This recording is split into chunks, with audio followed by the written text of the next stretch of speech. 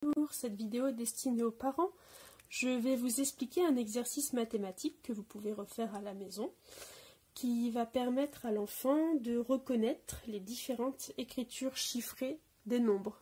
Parfois, ils connaissent leur comptine numérique, mais ne savent pas encore comment s'écrit ce nombre.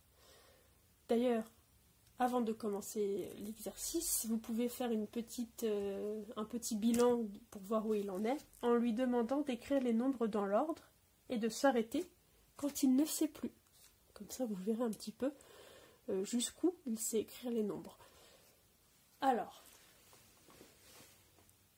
pour cet exercice, vous allez avoir besoin de différentes choses. Donc, déjà, vous allez avoir besoin de feuilles, une paire de ciseaux,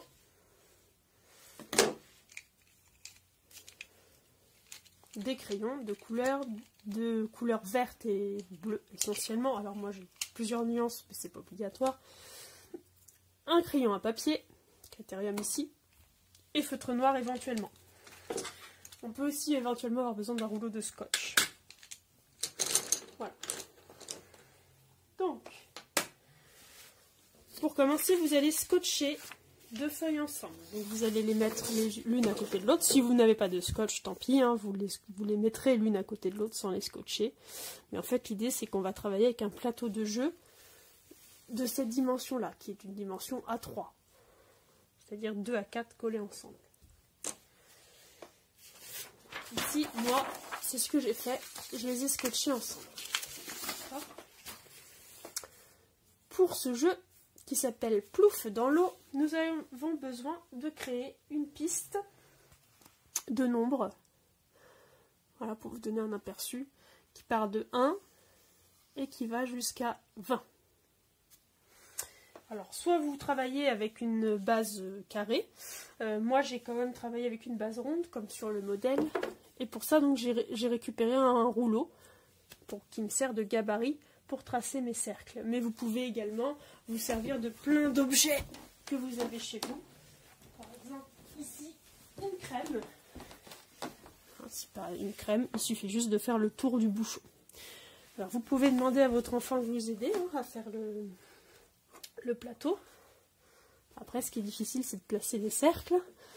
Donc, on prend son gabarit et on fait le tour avec son crayon, sans bouger. Voilà. Et on va faire ça 20 fois. Voilà ce que ça donne.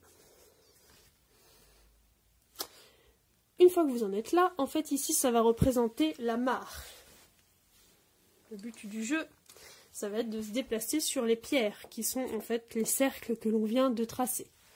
Donc, pour matérialiser un peu la mare, vous allez pouvoir faire, alors là, pour le coup, votre enfant peut largement vous aider, hein, des petites vagues autour des pierres. Pour se souvenir qu'en fait, ici, c'est de l'eau. Donc, on peut le faire avec différentes couleurs.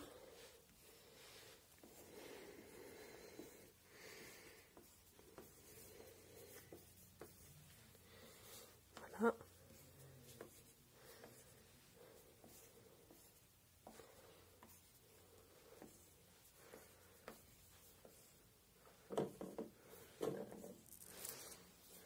Voilà. Allez, une dernière couleur pour le plaisir, un petit peu plus clair.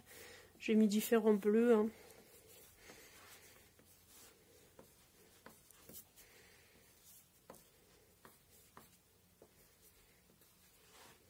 Voilà.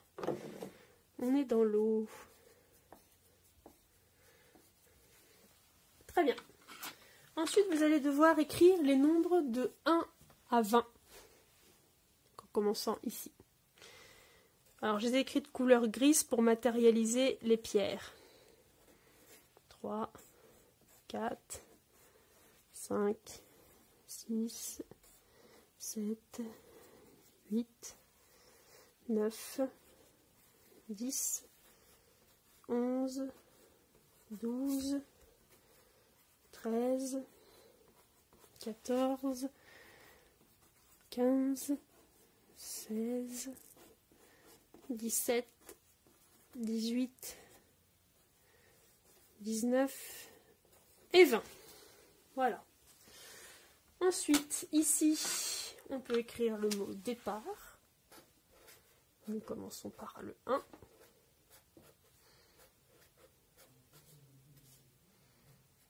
Et ici, arriver.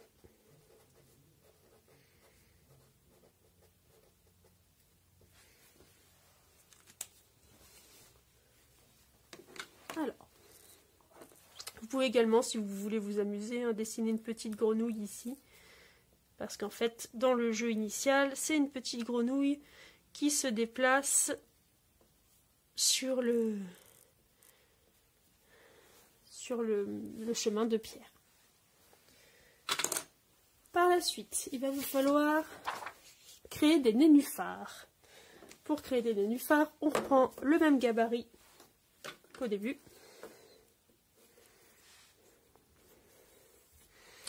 On fait le tour. On se munit de sa paire de ciseaux.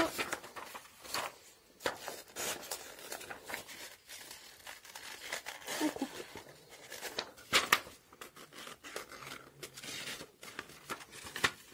Alors ça va vous demander un petit peu de temps puisqu'il faut le faire 20 fois. Si vous voulez réutiliser le jeu plusieurs fois, je vais vous expliquer comment.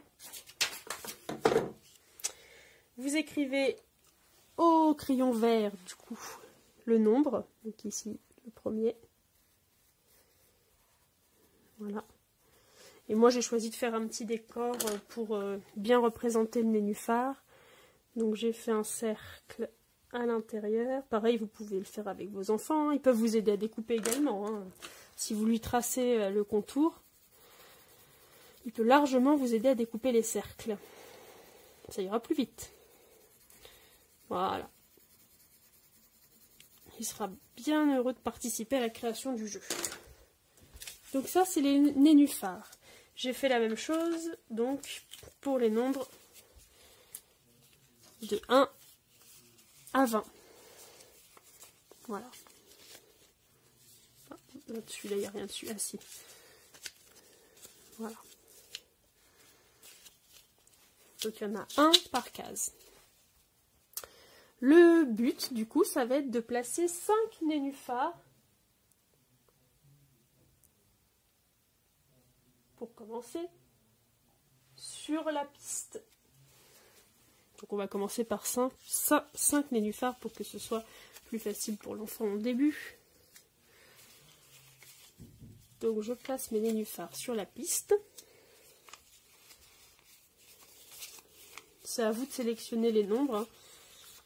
Vous allez vite comprendre pourquoi. 4. Et un dernier.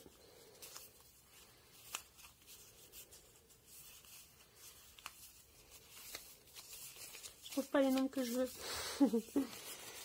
Voilà. Donc j'ai placé les nénuphars.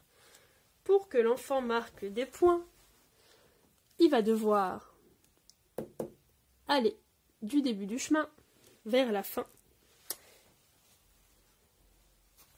Mais quand il déplace son personnage et qu'il est sur une pierre, il va devoir dire le nombre à voix haute. Par contre, lorsqu'il passe sur un nénuphar, votre enfant devra dire le nombre dans sa tête. Et si votre enfant se trompe, vous lui dites « plouf » dans l'eau. Le but, c'est de terminer le chemin sans avoir eu « plouf » dans l'eau. Si jamais c'est le cas, il gagne un point. Exemple, 1, 2, 3, nénuphar, on ne dit rien. 5, 6, 7, 9, 11, 12, 13, 14, 16, 17... Oh, plouf dans l'eau. Je me suis trompée. Vous voyez, parce que 17, je l'ai dit, et je n'aurais pas dû le dire. L'avantage de ce jeu, c'est qu'il est évolutif. Vous pouvez mettre plus ou moins de nénuphars suivant le niveau de l'enfant. Et plus difficile, on peut coller 2 nénuphars l'un à côté de l'autre, par exemple. ça c'est plus difficile. On peut mettre un nénuphar au tout début de la piste, aussi c'est également plus difficile, puisqu'on doit se taire dès le début. Donc on refait. Donc nénuphar, je me tais, je dis le nombre dans ma tête. Pierre, je peux le dire tout haut. Alors ici je vais réussir, j'ai pris une pièce pour faire le jeton, vous pouvez prendre n'importe quoi, ce que vous avez dans la maison, un petit personnage, voilà. Bon, moi j'ai pris une pièce, c'est ce que j'avais sous la main. Alors c'est parti, on commence par un nénuphar, du coup je me tais. 2, 3, 6, 7, 9, 11, 12, 13, 14, 16, 10. J'ai failli me faire avoir. 18, 19. Voilà, j'ai réussi. J'ai failli me faire piéger sur le 17. J'ai envie de le dire à chaque fois. Donc, voilà. Donc c'est le jeu de plouf dans l'eau qui permet de dire la comptine numérique en pointant un nombre à chaque fois et en sautant certains nombres, puisqu'on doit le dire dans sa tête. 2, 3, 4. Oh, plouf dans l'eau, je me suis trompée. Voilà, amusez-vous bien avec vos enfants. Je vous montre différents chemins possibles. Donc vous voyez ici, le 3, le 4 sont des nénuphars, le 7, le 8, le 11, le 12, le 15, le 16, le 19 et le 20 ne doivent pas être dits. Ici, ils ont fait un nombre sur 2. À vous d'inventer votre propre disposition. J'espère que cette petite explication vous a plu. C'est un petit peu long. C'est un peu plus long à créer que certains autres jeux qu'on vous a proposés, mais c'est très intéressant pour l'enfant de pouvoir faire cette activité. Donc j'espère que ça se passera bien à la maison. N'hésitez pas si vous avez des questions, on est là pour vous. Et je vous souhaite un bon travail.